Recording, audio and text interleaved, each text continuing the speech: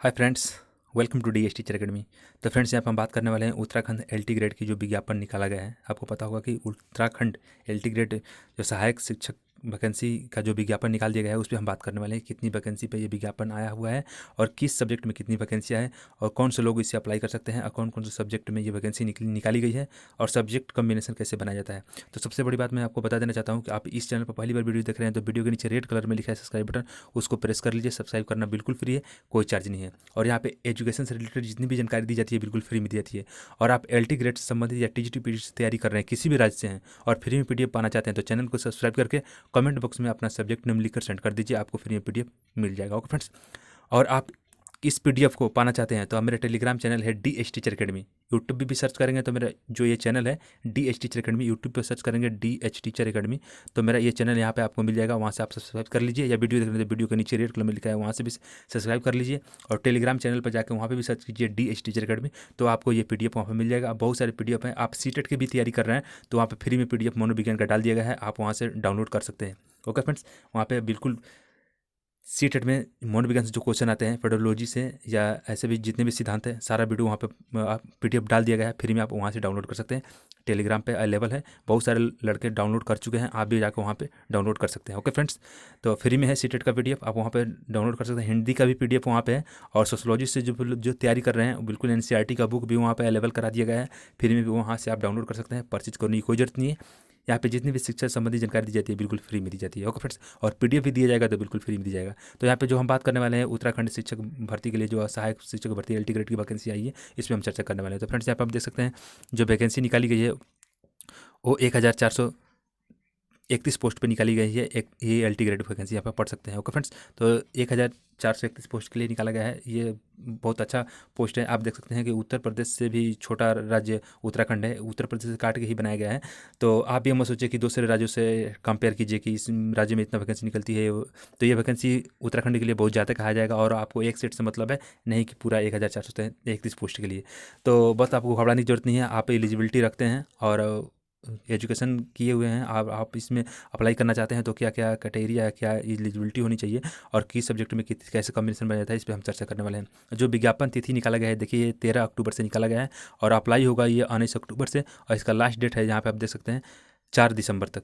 4 दिसंबर तक ये बहुत लंबा समय है आप लोगों को। तो आप जब भी फॉर्म भरने जा रहे हैं तो बिल्कुल स्टेप बाय स्टेप भरिए, केयरफुली के द्वारा भरिए। ये नहीं कि आप जल्दी जल्दी गए भर के चले आए तो कोई त्रुटि हो जाता है तो फिर आपको समय नहीं मिलेगा, आप बिल्कुल वंचित हो जाएंगे इस वैकेंसी से। तो मैं यही कहूँगा कि थोड़ा टाइम लगे लेकिन सही समय पे देख के फॉर्म को परख के और भरिएगा, ताकि आपको फिर दोबारा इसे पछताना ना पड़े। क्योंकि एक बार कुछ गलती हो जाता है तो आपको पता है कि हम मेरा दिमाग, किसी का भी दिमाग, कोई स्टूडेंट का एक दिमाग ऐसा है तो डिप्रेशन में चला जाता है कि मैंने फॉर्म गलत भर दिया, रिजेक्ट होगा, क्या होगा, आप पढ़ाई करें या ना करें, कैसे होगा, क्या नहीं होगा, जब डॉक्यूमेंट वेरिफिकेशन होगा तो हमको छांट दिया जाएगा। मैंने अनेक प्रकार की जो है बातें दिमाग में उलझन टाइप के होने लगती है। तो इससे बचने के लिए मैं आपसे कहूँगा कि 2 मिनट का समय अधिक लीजिएगा। और कहीं भी आप फॉर्म अप्लाई कर रहे हैं साइबर कैफ वालों के लिए या कहीं भी, तो आप उनसे बोले कि मैं फॉर्म को पूर्ण रूप से देखूंगा कि क्या गलत है क्या नहीं। आपको पूर्ण रूप से उसे देखिए, चेक कीजिए, उसके बाद से फॉर्म को अप्लाई कीजिए। ओके फ्रेंड्स, आपको घर बनाने की जरूरत नहीं है। और सबसे बड़ी बात है कि जब फॉर्म भरने जा रहे हैं ना तो अपना मोबाइल नंबर, ईमेल आईडी अपना ही दीजिए। और आपके पास मोबाइल नंबर नहीं है तो आप फैमिली का जो मोबाइल नंबर है या आसपास पड़ोसों का कोई मोबाइल नंबर है उसका मोबाइल नंबर दे दीजिए। साइबर का फॉलो का मोबाइल नंबर दे रहे हैं या ईमेल आईडी दे रहे हैं तो फिर आप उससे संपर्क बनाने में बहुत टाइम लग जाएगा। तब तक पता चलेगा कि कोई भी सूचना आ रही है तो आपको प्राप्त नहीं हो पाएगा। तो ये सबसे बड़ी बात है। ओके फ्रेंड्स, और यहाँ पे जो चालान डेट है, जो फीस लगाया जाता है, वहाँ पे आप देख सकते हैं 6 दिसंबर तक ही है। और जो परीक्षा तिथि है घोषित नहीं किया गया है, बट आपको संभवतः माह बताया गया है कि जो है अप्रैल 2021 में इसका पेपर करा दिया जाएगा, लेकिन डेट कंफर्म नहीं है। ओके फ्रेंड्स, और यहाँ पे आप देखिए जो रिक्त पद है 1431 पोस्ट पे ये वैकेंसी निकाली गई है और किस सब्जेक्ट में कितनी वैकेंसी है। यहाँ पे जो भी चीज़ पढ़ना है आप इसको स्क्रीनशॉट ले सकते हैं, और नहीं तो आप वीडियो को पूछ करके भी पढ़ सकते हैं, या टेलीग्राम पे मैं आपको बता दिया हूँ कि मैं वहाँ पे सेंड कर दूंगा इसका पीडीएफ, आप वहाँ पे प्राप्त कर सकते हैं। बिल्कुल हिंदी या इंग्लिश दोनों में मैं वहाँ पे सेंड कर दूंगा, आप वहाँ पे से प्राप्त कर सकते हैं। ओके फ्रेंड्स, और मेरे को आपके मन में कोई डाउट है तो आपको यहाँ पे टोल फ्री नंबर दिया गया है, आप उस पर बात कर सकते हैं या कमेंट बॉक्स में सेंड करके लिख कर सेंड कर दीजिए। मैं आपका जो भी डाउट है मैं क्लियर कर दूंगा। ओके फ्रेंड्स, और यहाँ पे आगे देख सकते हैं जो भी कुछ लिखा है आप वीडियो को पूछ करके पढ़ सकते हैं। यहाँ सब्जेक्ट वाइज वैकेंसी निकाली गई है। यहाँ पे देखिए हिंदी सब्जेक्ट का यहाँ पे वैकेंसी निकाला गया है, यहाँ पे अंग्रेजी सब्जेक्ट का वैकेंसी निकाला गया है। तो जिस सब्जेक्ट में आप अप्लाई करना चाहते हैं यहाँ वीडियो पूछ करके आप सब्जेक्ट वाइज देख सकते हैं किस सब्जेक्ट में कितनी वैकेंसी है। यहाँ पे ज़्यादा लंबा वीडियो हो जाएगा, इसलिए मैं आपसे बता रहा हूँ कि ये 10 से 12 मिनट का वीडियो होगा। तो ज़्यादा स्टेप बाय स्टेप बात करूँगा हर एक वैकेंसी में कि पिछड़ा वर्ग में, सामान्य वर्ग में कितनी वैकेंसी है, तो ये वीडियो ज़्यादा लंबा हो जाएगा। तो आप यहाँ पे वीडियो को पुश करके देख सकते हैं कि किस सब्जेक्ट में कितनी वैकेंसी है, यहाँ पे देख सकते हैं, या PDF वहाँ टेलीग्राम से डाउनलोड करके भी देख सकते हैं। ओके फ्रेंड्स, तो हम बात करने वाले हैं एलिजिबिलिटी के बारे में। तो देखिए यहाँ पे एलिजिबिलिटी क्या होने वाला है उस पर हम बात करने वाले हैं। सब्जेक्ट जितना भी हो, आपको एक सीट से मतलब है, बट आपको संतुष्टि नहीं हो रही है तो आप PDF डाउनलोड कर सकते हैं टेलीग्राम चैनल से। DS टीचर अकेडमी सर्च करेंगे तो वहाँ पे आपको मिल जाएगा। और यहाँ पे सबसे बड़ी बात यहाँ पे मैं आपको बता देना चाहता हूँ कि महिला शाखा और पुरुष शाखा, दो शाखा में ये वैकेंसी निकाली गई है। तो बट ये महिला शाखा में केवल महिलाएं ही अप्लाई करेंगी, लेकिन सामान्य शाखा जो होता है पुरुष शाखा, उसमें महिला और पुरुष दोनों भी अप्लाई कर सकते हैं। ओके फ्रेंड्स, और यहाँ पे जो 60% कैटेगरी वाइज जो यहाँ पे दिखाए गए मंडल में, कुमाऊं मंडल में कितनी वैकेंसी निकाली गई है, आप बिल्कुल यहाँ पे वेबसाइट पे विजिट करके पढ़ सकते हैं।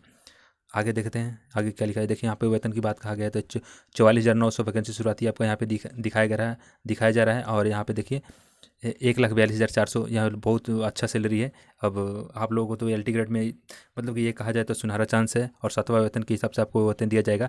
यानी कि आपको यहाँ पे 44,900 सैलरी शुरुआती है, और लास्ट में 1,42,400 आपको पेमेंट दिया जाएगा। ओके फ्रेंड्स, तो ये बहुत अच्छा खासा नौकरी है। आप थोड़ा मेहनत करेंगे तो आप सिलेक्शन ले लेंगे, और लगन से आप एक रूटीन बनाइए पढ़ने के लिए, एकदम बिल्कुल टूट जाइए, क्योंकि यहाँ पे जो भी सब्जेक्टली क्वेश्चन पूछा जाएगा, जिस सब्जेक्ट से आप तैयारी कर रहे हैं उस सब्जेक्ट में आप बिल्कुल परफेक्ट तरीके से तैयारी कीजिए।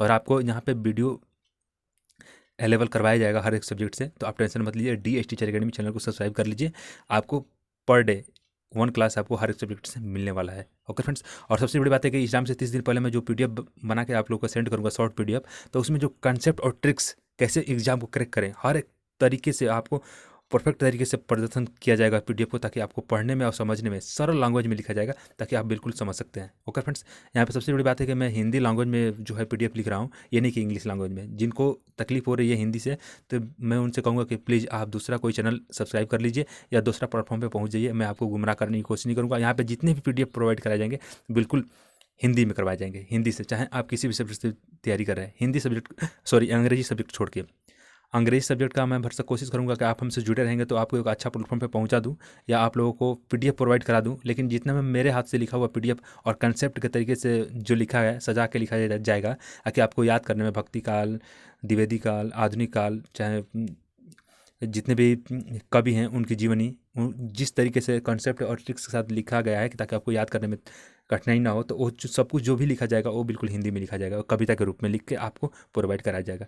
तो आप घबराइए मत, मैं आपसे फिर बोल दे रहा हूँ कि जो आप इंग्लिश सब्जेक्ट से तैयारी कर रहे हैं और आपको ये लग रहा है कि मुझे मेरे द्वारा PDF आपको नहीं मिलेगा, बट आप ज़्यादा संख्या में होंगे तो मैं आपको एक अच्छे प्लेटफॉर्म पर पहुँचा सकता हूँ, या मेरे फ़ैन है उन लोगों से मैं बोल के, फ्रेंड है जो, उन लोगों से बोल के आप लोगों को PDF प्रोवाइड करा सकता हूँ। या आप लोगों को लग रहा है कि मुझे अलग चैनल पे जाकर पढ़ना चाहिए, तो आप बिल्कुल देर मत कीजिए, समय बहुत कम है, आप जाकर वहाँ से विजिट करके पढ़ सकते हैं। बहुत सारे यूट्यूब पे चैनल है जो आप लोगों को अच्छे तरीके से पढ़ाते हैं। ओके फ्रेंड्स, अब आगे बात करने वाले हैं। देखिए, तो यहाँ पे जो है आप एलिजिबिलिटी के बारे में बात करने वाले हैं। तो देखिए यहाँ पे सबसे बड़ी है एलिजिबिलिटी वाले।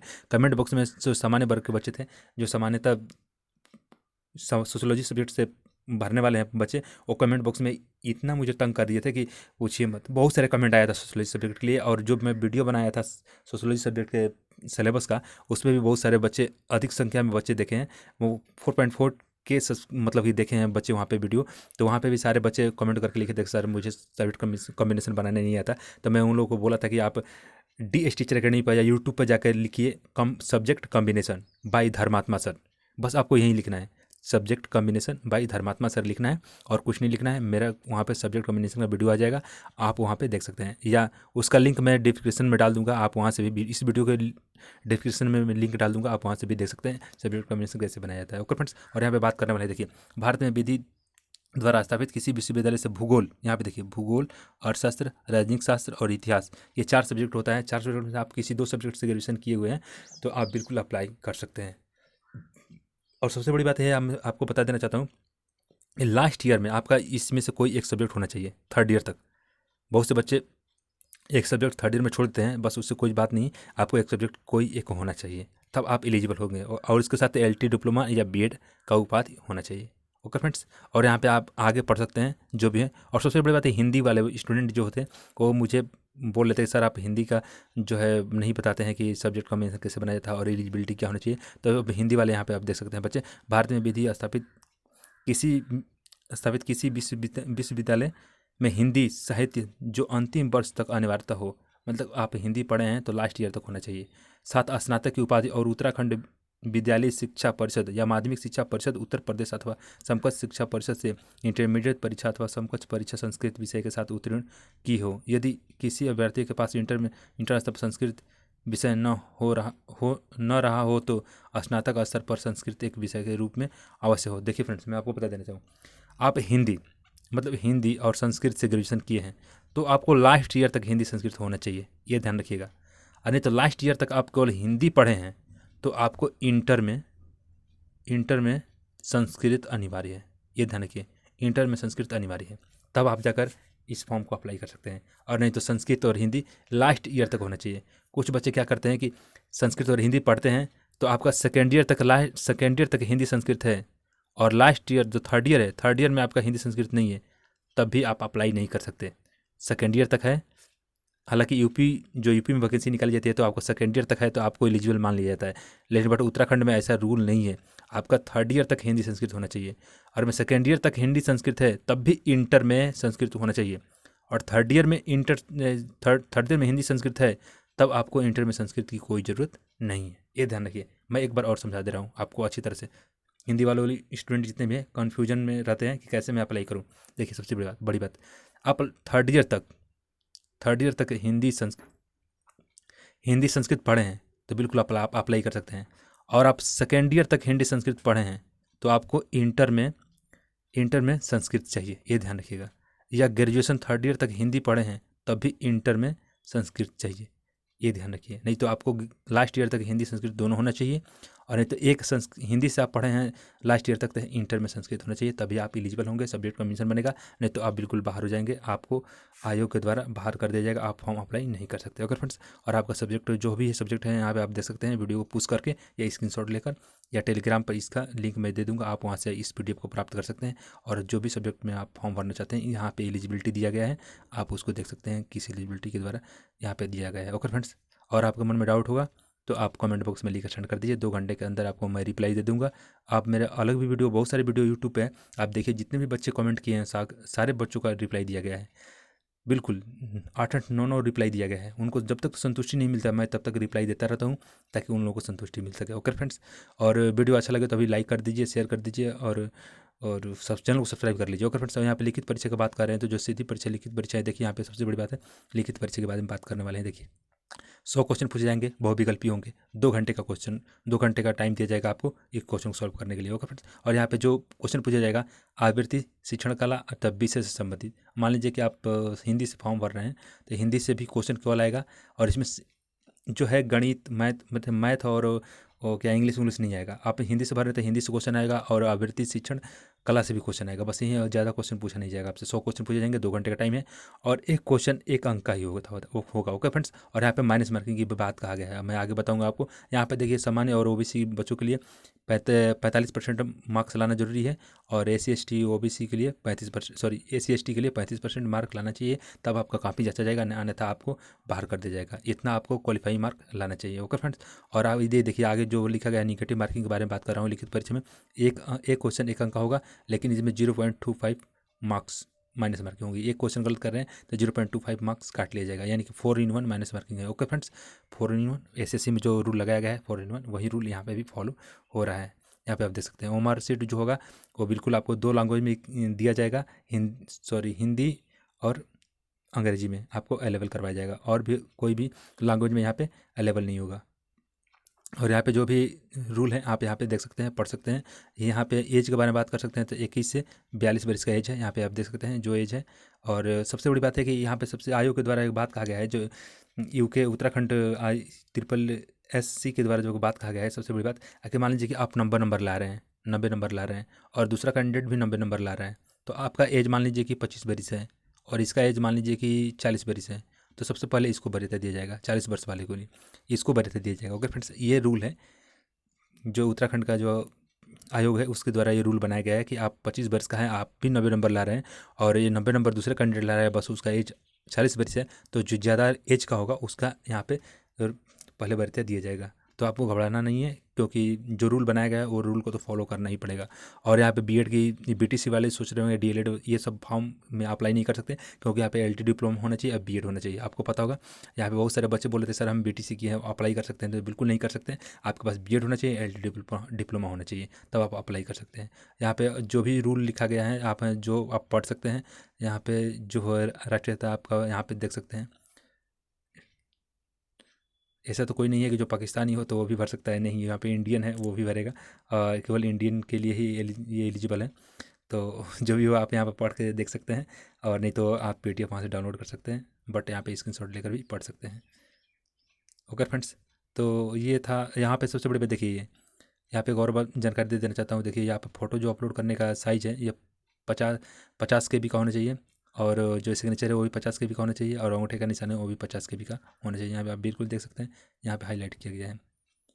ओके फ्रेंड्स, इतना में होना चाहिए सिग्नेचर, फोटो, अंगूठे का निशान सही तरीके से। मैं पहले ही बोल चुका हूँ आपसे कि जो भी चीज़ फॉर्म अप्लाई करते हैं, जो ज़्यादा लंबा टाइम है, आप एक एक भी ऑप्शन को एकदम बारीकी से समझ समझ कर फॉर्म भरिएगा, नहीं तो गलती हो जाने के बाद से फिर आप तकलीफ उठाने पड़ेंगे और बिल्कुल आप उलझन में पड़ जाएंगे। और हमारा जो दिमाग है ना, तो आप मैं बता रहा हूँ कि आप तैयारी कर रहे हैं, तो जो अप्लाई जो किए हैं फॉर्म और उसमें गड़बड़ हो जाती है, तो आपका दिमाग जो है डिप्रेशन में चला जाता है, और पढ़ने के लिए कुछ और तो पढ़ने लगते हैं कुछ और उसमें आपको जो है हरासमेंट होने लगता है, और फिर आप कभी भी क्रैक नहीं कर पाएंगे एग्ज़ाम। जब दिमाग में टेंशन होगा तो आप एग्ज़ाम क्रैक ही नहीं कर पाएंगे ना, फ्रेश होना चाहिए। और तो इसलिए मैं बोल रहा हूँ कि कोई भी टेंशन दिमाग में मत रखिए, फॉर्म भरिए तो बिल्कुल सही तरीके से भरिए। और सबसे बड़ी बात है साइबर कैफ़े वाले से भरा रहे हैं, तो सबसे बड़ी बात है कि आप अपने एटीएम कार्ड से ही वहाँ पे पेमेंट कटवाइए। सबसे बड़ी बात है, अगर आपके पास एटीएम कार्ड नहीं है तो वो अपने एटीएम कार्ड से काट रहा है तो कोई बात नहीं, लेकिन बट मोबाइल नंबर और ईमेल आईडी अपना होना चाहिए। अगर में आपके पास मोबाइल नंबर नहीं है तो अपने फैमिली में किसी का भी मोबाइल नंबर है उनको नंबर दे सकते हैं, या किसी आस पड़ोस के नंबर हैं उसको भी दे सकते हैं, और ईमेल आईडी अपना होना चाहिए, ताकि कोई भी सूचना आपको वहाँ से आयोग के द्वारा भेजा जाए तो आपको प्राप्त हो सके। ओके फ्रेंड्स, नहीं तो आप साइबर कैफ़े वाले से ऐसे ही संपर्क बनाते रह जाएंगे, और पता चला कि आपको कोई भी सूचना सूचित किया जाएगा तो आपको पता ही नहीं चले, तो आप वंचित हो जाएंगे इस वैकेंसी से। यहाँ पे जो चालान का लगाया गया है, जो फीस लगाया गया है, आप नेट बैंकिंग, डेबिट कार्ड, एक क्रेडिट कार्ड, चाहे CSS केंद्र से भी यहाँ पे चालान कटवा सकते हैं। जो चालान का जो रुपीज़ लगाया गया है, फीस लगाया गया है, देखिए सामान्य और ओबीसी के लिए 300 रुपया यहाँ पे लगाया गया है, बाकी सभी के लिए 150 रुपया है। यहाँ पे आप चेक कर सकते हैं SC ST और हैंडीकेप के लिए। बस इसमें ज़्यादा कुछ नहीं है। यहाँ पे जो कुछ भी पढ़ना होगा आप यहाँ पे स्टेप बाय स्टेप पढ़ सकते हैं वीडियो को पुश करके। ओके फ्रेंड्स, तो फ्रेंड्स यहाँ पे वीडियो में आज के लिए इतना ही। चलते चलते आपको बता दूं कि वीडियो अच्छा लगे तो लाइक कर दे, अपने दोस्तों के यहाँ शेयर कर दे, और चैनल को सब्सक्राइब कर लीजिए। सबसे बड़ी बात है कि चैनल को सब्सक्राइब करते हैं तो आपको फ्री में PDF भी मिल रहा है, और जब हम वीडियो अपलोड करेंगे किसी भी सब्जेक्ट से तो आपको सबसे पहले प्राप्त होगा। ओके फ्रेंड्स, और एग्ज़ाम से 30 दिन पहले मैं आपको फ्री में PDF दे दूँगा। तकरीबन आपको अप्रैल में एग्ज़ाम होने वाला है, तो आपको फरवरी में 10-12 फरवरी को आपको PDF अवेलेबल टेलीग्राम पे करा दिया जाएगा। और आप CTET की तैयारी कर रहे हैं तो अभी तो डेट आया नहीं है, लेकिन आप मनोविज्ञान का PDF लेना चाहते हैं तो टेलीग्राम पर अवेलेबल है, आप वहाँ से डाउनलोड कर सकते हैं फ्री में। ओके फ्रेंड्स, यहाँ पे जितने भी एजुकेशन से संबंधित जो भी कुछ भी आपको अवेलेबल करवाया जाता है बिल्कुल फ्री करवाया जाता है, आप टेंशन मत लीजिए। तो आप चैनल को सब्सक्राइब कर लीजिए, अपने दोस्तों के यहाँ शेयर कर लीजिए, और वीडियो अच्छा लगे तो लाइक कर दो यार, कम से कम लाइक तो कर दो। तो आज के लिए इतना ही। Happy next day, watching for video. जय हिंद।